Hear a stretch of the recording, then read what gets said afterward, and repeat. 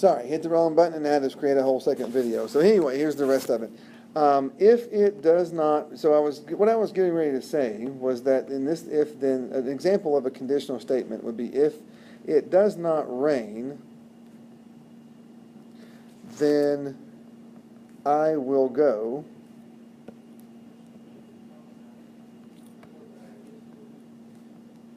to the football game.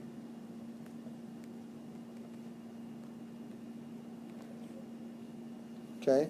That's an if-then statement. So it has to not rain first. Then I'll decide to go to the football game. So if the first part happens, then the second part will happen. That's what a conditional statement is all about.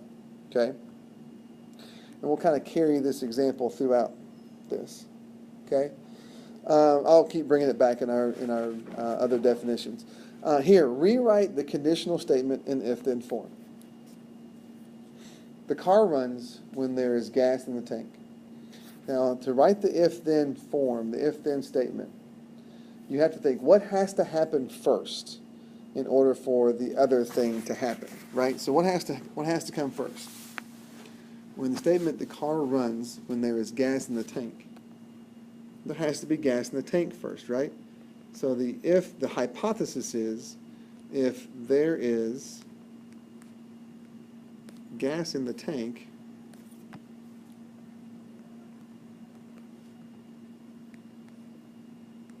then the car will run. So if there's gas in the tank, then the car will run. Okay? So there you go. What about the next guy? There are 12 eggs if the carton is full. And there, the word if is even in there. So take a second, try to write your if-then statement, and then start the video back up and see how you did. Okay? So, with the if in there, it helps a little bit. But the statement should say, if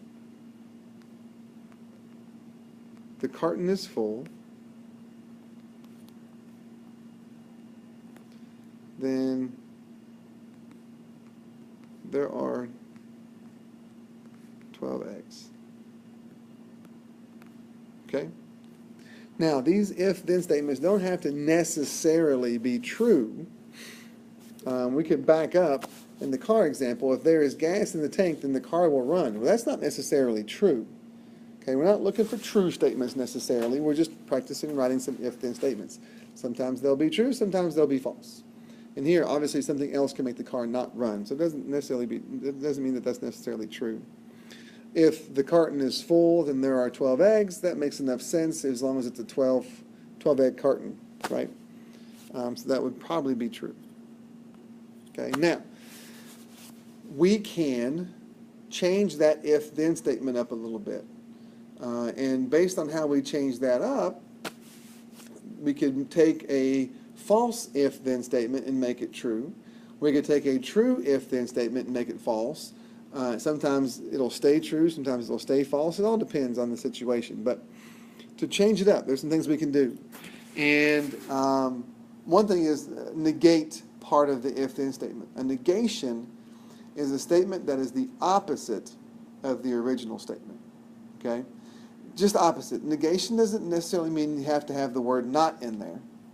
If the statement already has the word not in there, then you're going to take it out to be the negation, to negate that statement, to be the opposite. Okay? Now, the converse. The converse is what happens when we take the hypothesis and the conclusion and we switch them. Okay? So we're going to start with an original if-then statement, and then we're going to switch the if and the then, and that's going to be your converse. The inverse is when you take the original if-then statement and negate both the hypothesis and the conclusion. Do the opposite. And then the contrapositive is when you do both. When you switch the hypothesis and the conclusion and you negate the both of them. Okay? So going back to our if it will rain, going back to our my if-then statement before is if it does not rain,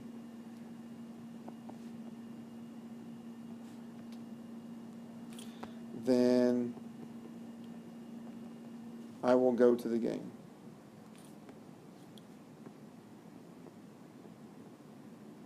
Okay? That's the original if-then statement. The converse, again by definition, takes the hypothesis and the conclusion and it flip-flops it.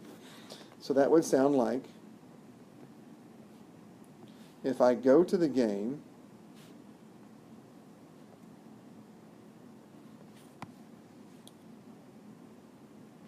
then it will not rain.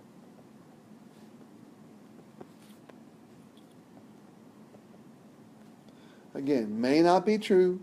We're just practicing writing some if-then statements. Okay? So that's the converse. The inverse goes back to the original if-then and then negates both statements, the hypothesis and the conclusion. So if I go back to the original, I negate the first part. So the first part says right now, if it does not rain. The negation of that would be the opposite of it does not rain. The opposite of it does not rain is if it does rain. And then I have to negate the conclusion. I will go to the game. Negate that. Then I will not go to the game. Okay? Now, contrapositive. The contrapositive does both. It flip-flops the hypothesis and the conclusion, and it negates the two, right? So I'm going to make the I will go to the game be the hypothesis. I'm going to make that first. And really, it's the negation of the converse, right? So I'm just going to say, if I do not go to the game,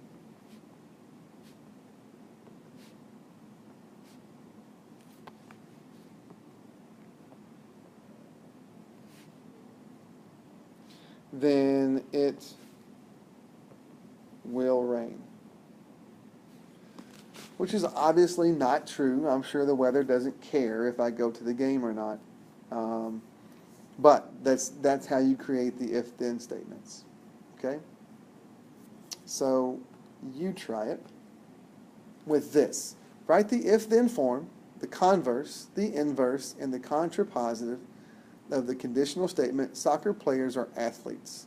Then decide whether the statement is true or false. Okay? So give it a shot. Stop the video, write them out, and start it back up to see how you did. Okay, so your statements. The conditional statement should sound like, if someone is a soccer player, then they are an athlete. Would probably be the proper way to say that. Okay?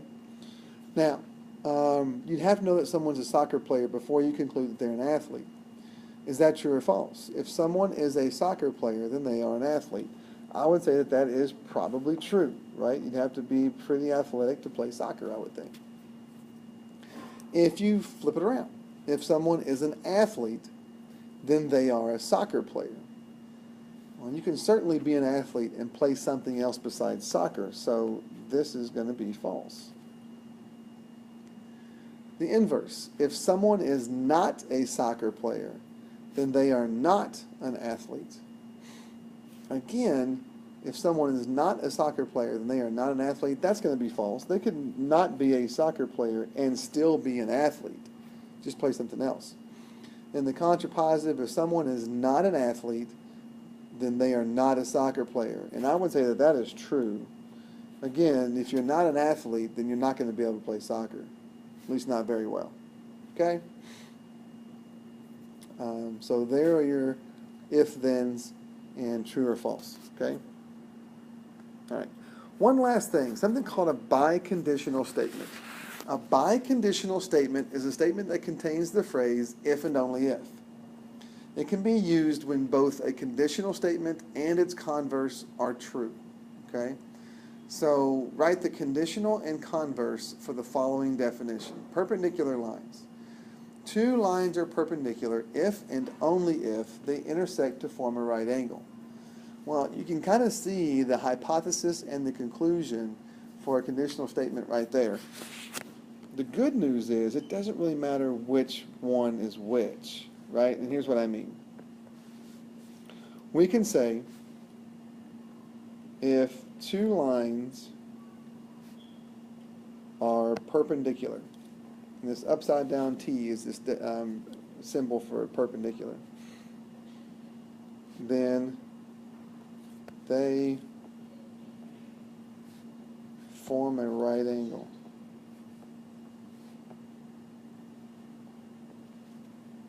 Okay? That's one way you could say that definition. Another way could be if you wrote the converse, flip-flop them. If two lines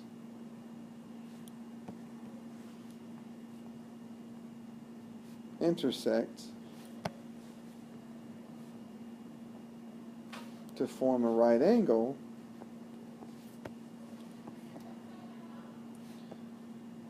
then they are perpendicular. And that's true too. So both the conditional statement and the converse are true. So you can write that into this if and only if format, right? Two lines are perpendicular if and only if they intersect to form a right angle. Now again, you can always flip-flop that and say that two lines intersect to form a right angle if and only if they are perpendicular. And that would still be true, and it would still make perfect sense. So that's what a biconditional statement is, okay? And that's it for your if-thens. Homework's out in Canvas. Make sure you have that done by next time.